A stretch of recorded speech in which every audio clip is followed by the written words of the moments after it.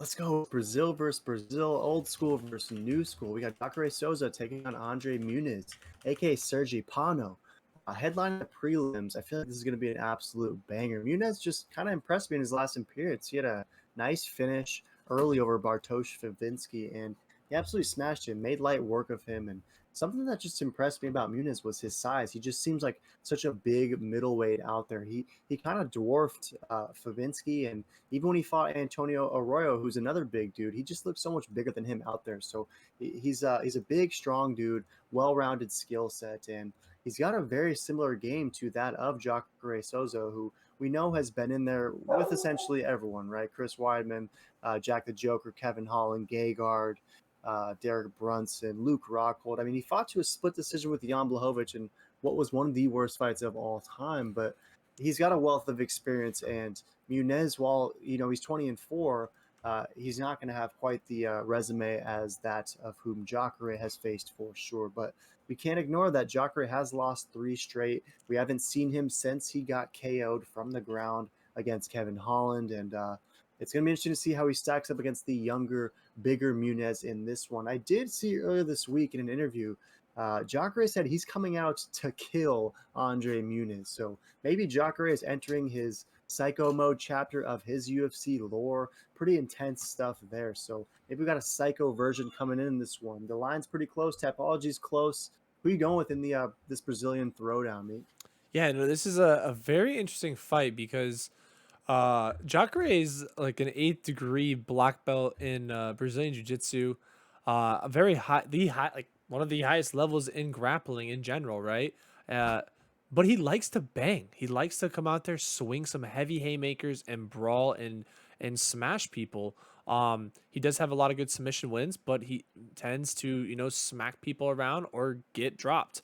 So it'll be very interesting to see if this stays on the feet or if it hits the mat. Because if it hits the mat, it's gonna be very interesting because both these guys are heavy grapplers. I mean, you look at Andre's wins, and majority are submissions. Like almost every win of his, 13 submissions, 4 KOs, 3 decisions. I hope it hits the mat because I would love to see an up and comer, new killer Brazilian grappling specialist possibly submit one of the greatest grapplers ever, Jacare. That would be mind blowing and such a cool thing to see. And this could be a levels test where Jacare is like, there's no way this guy's submitting me. And it could be just a stand up brawl. I gotta go with Andre. I like the young blood in this. I think Jacare is on his way out. I mean, he is an eighth degree, but it doesn't really help when you're getting older and you tend to get knocked out or go to sleep a little faster if there's some chokes involved. With that, I kind of like. Honestly, I think the guy might even submit Jacare, which would be mind Wow. blowing. And so I kind of like those random sizzle side odds, to be honest. Hmm.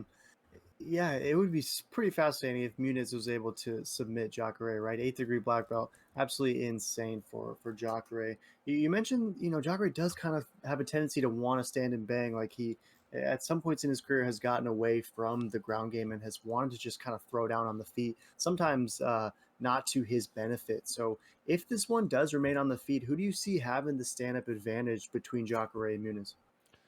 Yeah, I still got to go with the younger guy. I mean, Jacare definitely can Even yeah, even crack. on the feet. Yeah, but I think on the feet, he's still gonna get it done. I think he's gonna knock him out if it stays on the feet. I'm with you. Yeah, I see Muniz find a way to get this one done, and if it does remain on the feet, maybe he puts Jacare's lights out. I mean, he only has a couple TKO finishes on his resume. Like you mentioned, he's definitely trying to get that submission, but it's gonna be interesting when he's going up against a guy with such a high level skill set and in Jacare. So very fascinating to see how this one goes down. 54% of the Tapology community is going with Jacare Souza, 46% going with Muniz, and there's definitely a greater KO brown chunk for the Muniz KO. So interesting to see. If you look at Souza, though, most of his fan vote is by submission. So a lot of the community is starting to think that Jacare is going to have the decisive advantage on the ground. So if you call that juicy meat side sizzle submission for Muniz, that's a true fern in your cap for sure. So I'm definitely with you. I'm going with Muniz for sure. Any last thoughts on this middleweight prelim headliner? No, yeah, this is gonna be amazing. The battle of the Brazilians, the battle of the grapplers. Is the vet still in it to win it, or is Andre about to retire a GOAT once again? Another one, hits another one bites the dust, is what they say, right? But yeah, smash subscribe, boys. Throw in the comment. You guys got Jacare 8th degree Taekwondo black belt, Jiu-Jitsu, everything, or are you going with Andre? Let us know in the comments. We love hearing from you guys. Yo.